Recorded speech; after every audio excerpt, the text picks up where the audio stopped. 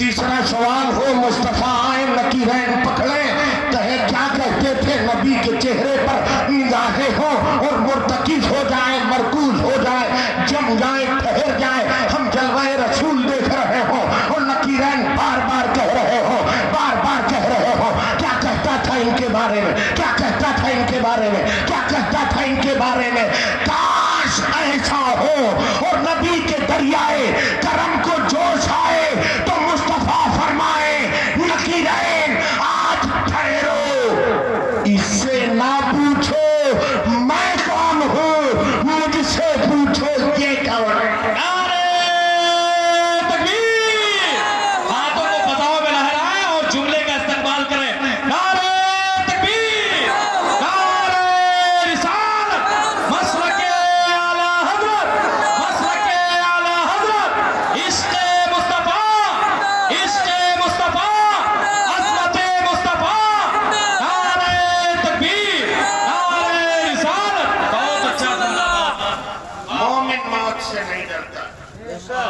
بس اسی آس میں جیتا ہے کاش موت آتے قبر میں جائے کبھی کا جلوہ نظر آ جائے بادشاہ نے کہا کھولتے ہوئے تیل میں ڈالا جائے گا مسکرا کے کہا اسی کا تو انتظار ہے ڈال دیا گیا دوسرے سے کہا تم کیا کہتے ہو کہا جو بھیا نے کہا وہی میں بھی کہتا ہوں اٹھاؤ اسے بھی ڈالو میں جلدی جلدی واقعہ بیان کرتا ہوں تیسرا نوجوان 18 سال کا تڑیل گٹھیلا بدن خوبصورت سا نوجوان قبل اس کے کہ بادشاہ کو حکم صادر کرے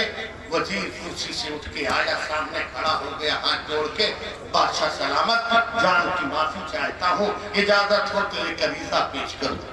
بادشاہ نے کہا کہو کیا کہتے کہا حضور وہ پکی عقیقے تھے نہیں مانے یہ کچی عقیقہ ہے مہلت دیجئے 40 دن میں ایمان چھین کے قدموں میں رکھو مگر شاید وہ نہیں جانتا تھا مصطفیٰ کے دیوانوں کو بادشاہ نے کہا ٹھیک ہے اگر ایسا ہے تو لے کر لے گیا وزیر اپنی حویلی کے کمرے میں رکھا شہزادہ پھر اپنے خاص